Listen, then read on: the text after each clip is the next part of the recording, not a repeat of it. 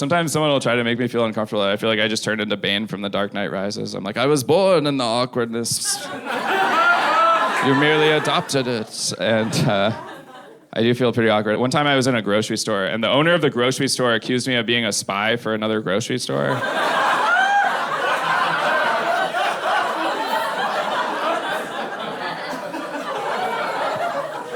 That really happened to me, and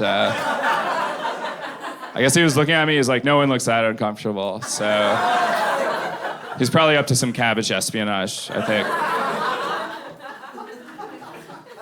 Like, I hate when I see someone I know across the street and I can't get his attention, but I run into him later, he's like, it's been a while. I'm like, not as long as you think.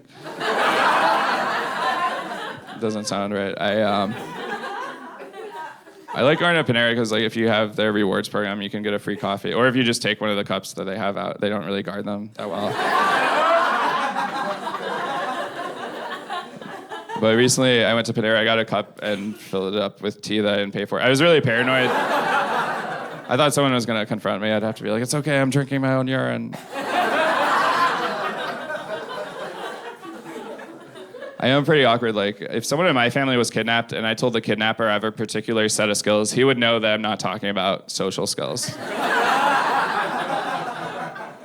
Sometimes someone will tell me a funny, embarrassing story, and I don't get why it's funny. I'm like, that sounds like a pretty normal situation to me. But I'm trying to be more in the moment. The last person I dated said I wasn't in the moment enough. I think that's what she said. I wasn't really listening, but... I just feel like I check Instagram way too much. I was checking it like 19 times a day. Now I just check it once a day for 19 hours. So.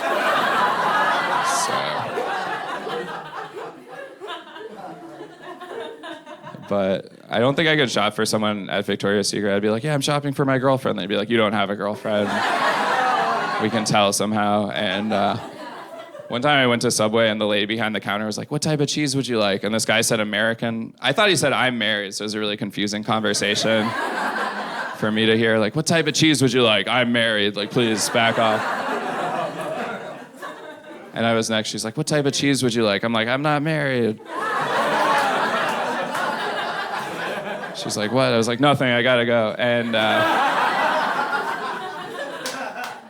just ran away. I ran into the restroom and then I realized it was the wrong one. I was like, oh, this is a weird men's room. There's no urinals. There's a bunch of women laughing at me.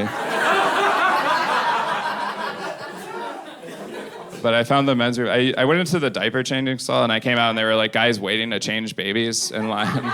So I felt like I had to explain why I was in there. I was like, it's okay, I'm wearing a diaper right now.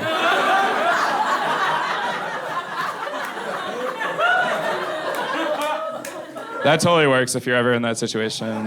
There's no follow-up questions. And if I have kids, I'm going to name all of my kids. I'm not sure yet, but I found out George Foreman names his kids after himself. I think I'm going to do the same thing. I'm going to name all of my kids George Foreman.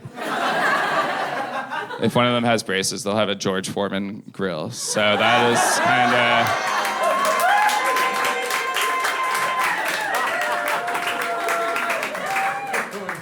That's my plan. But I did that joke on America's Got Talent, and it didn't go very well. And I had to follow a parrot that was like doing tricks and flying through the audience. And the worst part was like afterwards, backstage, the parrot was repeating my jokes back and getting bigger laughs than I did.